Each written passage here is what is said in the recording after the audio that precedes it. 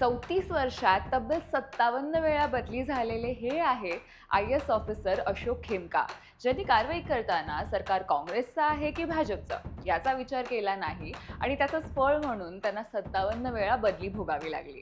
30 April 1965 रोजी कोलकाता येथे जन्मलेल्या अशोक यांनी 1991 मध्ये हरियाणा कॅडरमध्ये IAS अधिकारी म्हणून आपल्या कारकिर्दीला सुरुवात केली।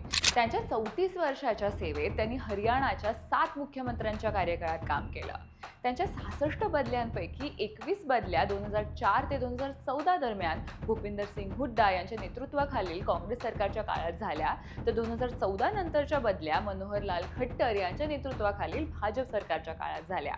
अशोक खेमका हे प्रसिद्ध झाले ऑक्टोबर 2012 मध्ये, जेव्हा त्यांनी सोनिया गांधींचे जावई रॉबर्ट वाड्रा यांना दणका दिला होता।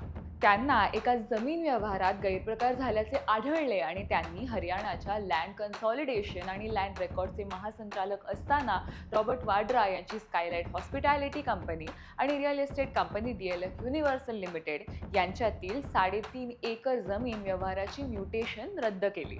त्यांनी ही कारवाई करताच तत्काळ त्यांची बदली झाली आणि आता या प्रकरणाची ईडी करून चौकशी होते। 2013 मध्ये खेमका यांनी हरियाणा सीज डेव्हलपमेंट कॉर्पोरेशनचे व्यवस्थापकीय संचालक असताना 10 कोटी रुपयांहून अधिकच्या बियाणे आणि बुरशीनाशक खरेदी घोटाळ्याचा पर्दाफाश केला होता।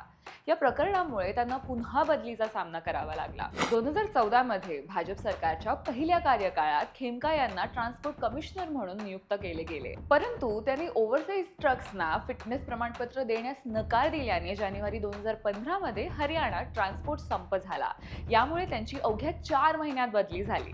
त्यानंतर गेल्या 10 वर्षांपासून खेमका यांना प्रामुख्याने आर्काइव्ह्ज, पुरातत्व, छपाई आणि स्टेशनरी यासारख्या कमी महत्त्वाच्या विभागात नियुक्त केलं गेलं। पण इथे काहीच काम नसल्याचे आणि आपल्याला दुसरा विभाग द्यावा असे त्यांनी थेट हरियाणाचे तत्कालीन मुख्यमंत्री मनोहरलाल खट्टर यांना पत्र लिहिलं, पण त्यांच्या या पत्राला कोणताही प्रतिसाद मिळाला नाही। 30 एप्रिल 2025 रोजी ते निवृत्त झाले, पण सरकारी अधिकारी कसा असावा हे सगळ्यांना दाखवून गेले।